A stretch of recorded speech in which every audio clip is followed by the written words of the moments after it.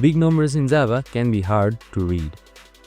So in this video, I'm going to show you how to write big numbers clearly in Java so that it becomes easy to read, edit, and much more, even for the end users.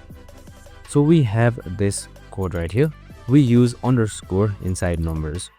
So we write underscores just like this. So inside int population right here, we have named our data type integer with population name, and we have done underscores for bigger numbers. So right here you can see it's a great way to know and to see how you write the code and how it can be easily editable on the source side.